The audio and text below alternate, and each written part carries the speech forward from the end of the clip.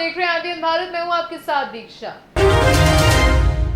Iran ने Chabahar को अफगानिस्तान सीमा के करीब जहीदान तक रेल नेटवर्क से जोड़ने की परियोजना को भारतीय मदद की बजाय फिलहाल खुद आगे बढ़ाने का फैसला लिया है। हालांकि ईरान इसमें भारतीय रेल कंपनी इरकॉन की मदद ले सकता है। क्या है पूरा मामला और क्यों है भारत के लिए इतना जरूरी, जानिए इस खास रिपोर्ट में। ईरान में चाबहार बंदरगाह के जरिए अफगानिस्तान को जोड़ने की महत्वाकांक्षी परियोजना में भारत को तगड़ा झटका लगा है। ईरान ने चाबहार को अफगानिस्तान सीमा के करीब जहीदान तक रेल नेटवर्क से जोड़ने की परियोजना को भारतीय मदद की बजाय फिलहाल खुद आगे बढ़ाने का फैसला लिया है।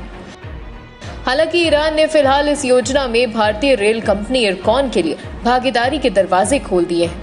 इस फैसले की तस्दीक करते हुए ईरान के उच्च पदस्थ राजनयिक सूत्रों ने बताया कि इस महत्वपूर्ण ढांचागत परियोजना में आत्मनिर्भरता लाने के लिए इस रेल लिंक को स्वयं पूरा कराने का फैसला लिया गया है।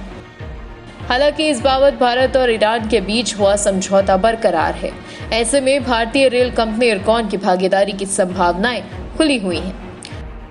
महत्वपूर्ण बात है कि बीते दिनों ईरान के परिवहन और शहरी विकास मंत्री मोहम्मद इस्लामी ने चाबहार से जहीदान तक चलने वाली 628 किलोमीटर लंबी रेल लाइन का उद्घाटन किया था।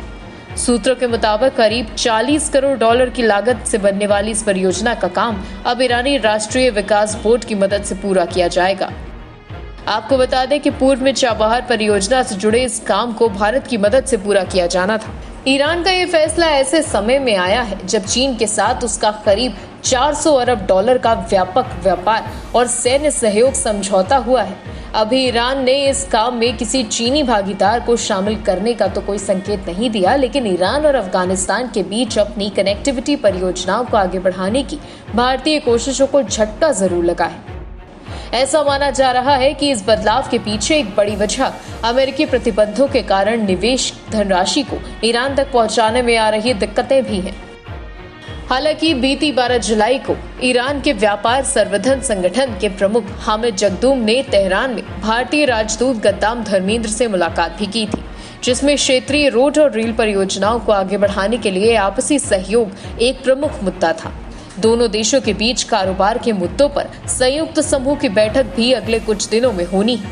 चाबहार परियोजना भारत के लिए खासी रणनीतिक अहमियत रखती है।